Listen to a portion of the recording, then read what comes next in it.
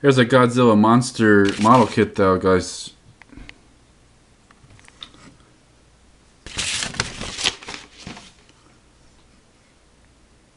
Here's a Godzilla monster kit here. This is, I guess, King Ghidorah. I guess is how you pronounce it.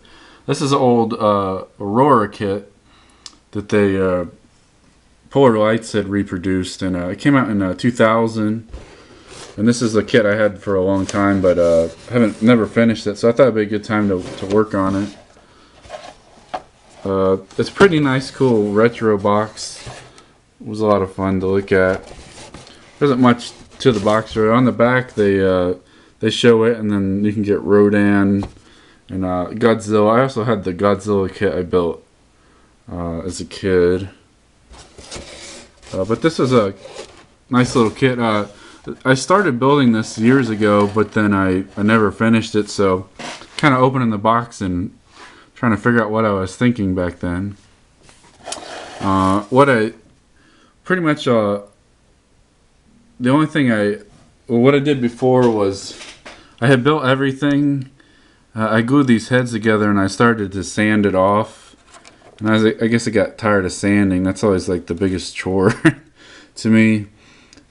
And they were all glued together, so I glued the body together just to see what it's gonna look like. And I put these tails on just now.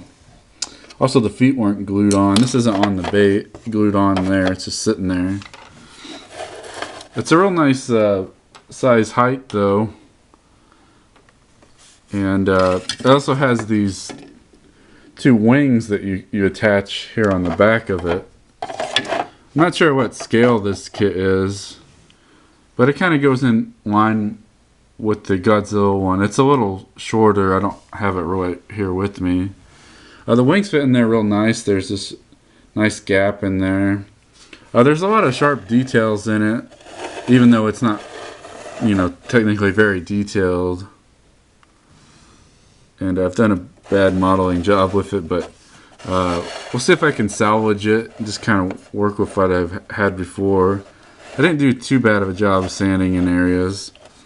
I think what I stopped was because I knew it was going to be really hard to make these seams go away, and it kind of bugged me. But now I kind of look at it like, well, it's just a cheesy monster, and there's a lot better kind of kits of this anyway. So I'll just go with it and see what I can do with it.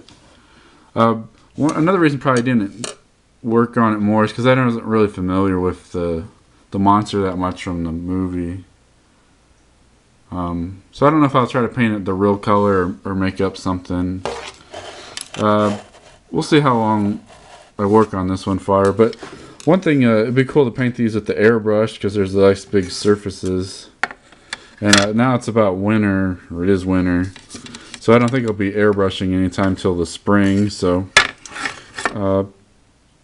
just something to work on later. Also, the base has, I don't know which way the front of the base is. It's covered in dust. Has this little mini diorama. And you can put different smashed building pieces on here. There's also a little clapboard for, I guess this is the front.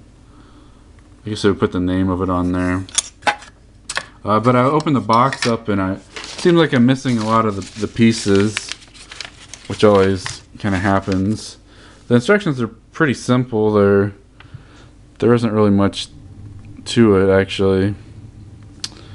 But you can see here's the base, and I only have there's a little airplane actually that it came with, which would be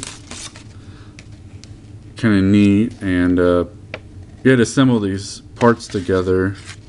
I'm pretty sure I have these pieces around somewhere, but I don't know where they are right now. I could probably easily just make my own simple base out of something, or make a little, just add something to it, or just put a bunch of rocks even would be kind of cool. It's pretty much just to give it scale, even though it's not detailed that much. But these are a lot of fun. This is what I kind of started doing right before I stopped modeling for a long time. I always like the creatures and the old sci-fi kits. They got really, kind of expensive. I haven't looked up prices in a long time, but that's what kind of, as a kid, you wanted to do these things, but they're really expensive. And but I don't know. If you guys have built any of these monster kits, let me know, and I'll do another update later on. Just kind of wanted to show it off while I pulled it out, and I did glue it together. It's gonna be one of those things that's gonna be. There's just a humongous seam here, and it didn't really glue that tightly. There's actually a seam that goes all the way around the thing too, and I don't know. Like one thing too, when I started doing this is when I started painting toys, and that's kind of what I've been doing mostly, and just recently been doing kits again, because you could just get a nice toy and just modify a toy and paint it, and it's going to be a lot better than these kits. But also it's kind of neat history, because you have to understand these came out in the 60s, and a lot's changed since then, so it's a lot of fun though. This would be a real cool one. If I paint it nicely, I could get some cool pictures out of it. Three-headed kind of serpent thing there.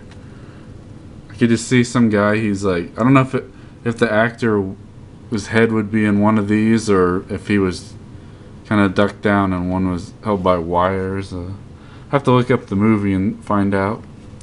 But thanks for watching, and I'll do another video soon.